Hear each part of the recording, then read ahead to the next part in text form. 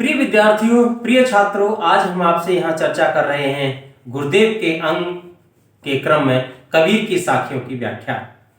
तो देखिए, कबीरदास कहते हैं, सतगुरु समान को सगा सौदी सई न दाती, और हरि जी समान को हितु, और हरिजन सही न जाति।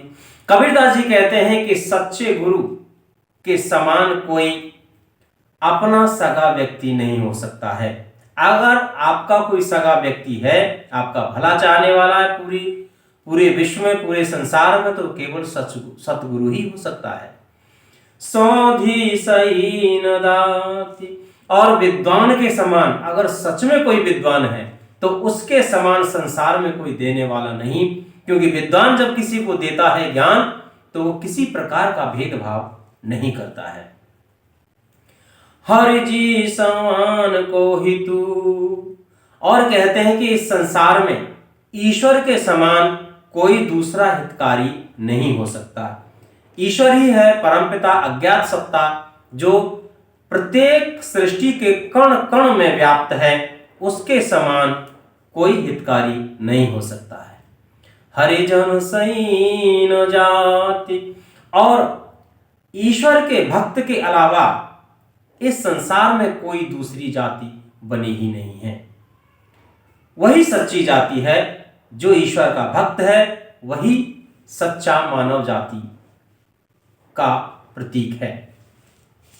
दूसरा देखें, राम नाम के पट तरे देवे कु कछु नाही, काल गुरु संतोषिए हंस रही मन माहे। कबीरदास जी कहते हैं कि राम नाम के पट तरे, शिष्य सोच रहा है कि गुरु ने शिष्य को जो राम नाम का मंत्र दिया है, जो ज्ञान दिया है, उसके बदले में मैं अपने गुरु को क्या दक्षिणा दूं, अर्थात उसका उपकार, उसका जो एहसान है, कभी चुकाया नहीं जा सकता। यानी उन्होंने जो परब्रह्म को दिखाने का जो रास्ता बताया है, उसके बदले में मैं उसे क्या दूं।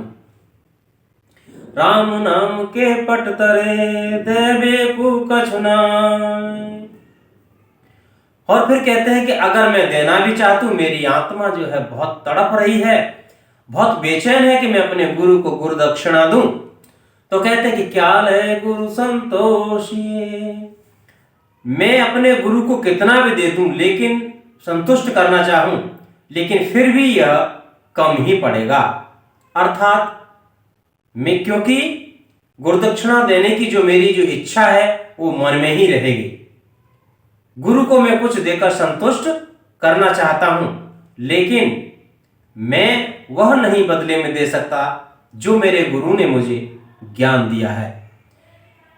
पुराने समय में यह होता था कि जो गुरु होते थे वो अपने शिष्य को शिक्षा देते थे, ज्ञान देते थे, और शिष्य जो था गुरु को गुरुदक्षिणा में कुछ भी देता था। यहां इस साखी में आप गौर करेंगे कि गुरु की महानता, विराटता को दर्शाने की कोशिश की गई है, और शिष्य की नम्रता और विनम्रता, शालीनता, शिष्टता